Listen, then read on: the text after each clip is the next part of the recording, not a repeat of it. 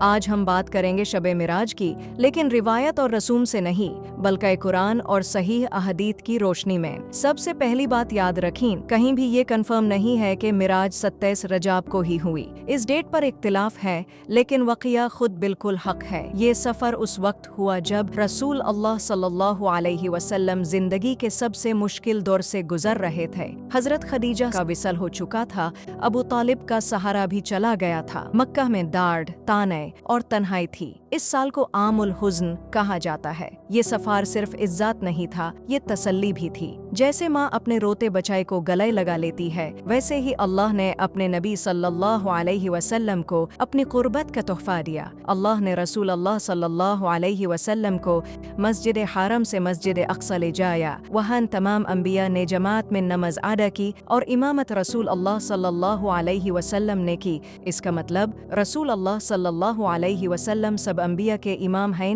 اور ان کی امت بیسٹ امت ہے۔ جب اللہ کے رسول صلی اللہ علیہ وسلم مسجد حرم سے مسجد اقصی کے سفر پر تھے تو جبریل امین نے کچھ مقامات پر رک کر نماز ادا کروائی۔ یہ صرف نماز نہیں تھی، یہ ہسٹری، رسالت اور امت کا کنیکشن تھا۔ سب سے پہلے مدینہ کے قریب رکوایا گیا۔ یہی وہ جگہ تھی جہاں ہجرت کے بعد اسلام کا مرکز بنا۔ اس کا مطلب اسلام صرف مکہ تک محدود نہیں رہے گا، یہیں سے امت کو نظام ملے گا۔ پھر مدین کے قریب رکوایا گیا جہاں حضرت موسیٰ نے شدید امتحان دیکھے۔ یہاں نماز کا مطلب تھا ہر نبی کا راستہ مشکل تھا اور رسول اللہ صلی اللہ علیہ وسلم بھی اسی سلسلے کا حصہ ہیں۔ پھر طور سینا پر نماز ادا کی گئی جہاں حضرت موسیٰ نے اللہ سے کلام کی۔ یہاں پیغام یہ تھا، رسالت کا سلسلہ ایک ہے، سب نبی اللہ کے پیغمبر تھے۔ پھر بیت الحم میں نماز ادا کی جہاں حضرت عیسیٰ پیدا ہوئے۔ اس سے بتایا گیا اللہ کے نبی ہیں، اسلام ان کو بھی عزت دیتا ہے۔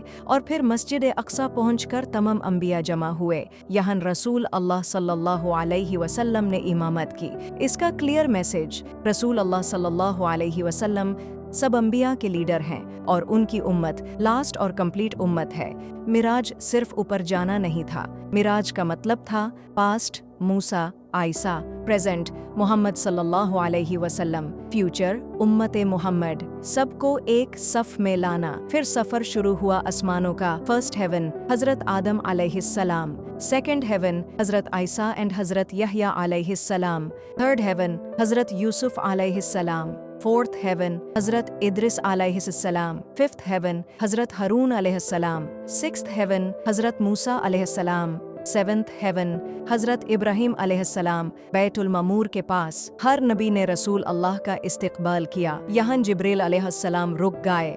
انہوں نے کہا، اگر میں اس سے آگے گیا تو جال جاؤں گا۔ اس سے آگے صرف رسول اللہ گئے۔ کیا اللہ کو آنکھوں سے دیکھا گیا؟ اس پر اختلاف ہے۔ کچھ صحابہ نے کہا ہاں، کچھ نے کہا نہیں، لیکن یہ بات متفق ہے کہ یہ مقام کسی اور کو نہیں ملا۔ اس سفر میں اللہ نے 3 عظیم تحفے دیے۔ ایک 5 وقت کی نماز، پہلے 50 تھی، پھر رحمت سے 5 ہو گئی، لیکن ثواب 50 کا ہی۔ 2 سورہ بقرہ کی آخری آیتیں 3 اس امت کے لیے مغفرت، شرک کے سوا۔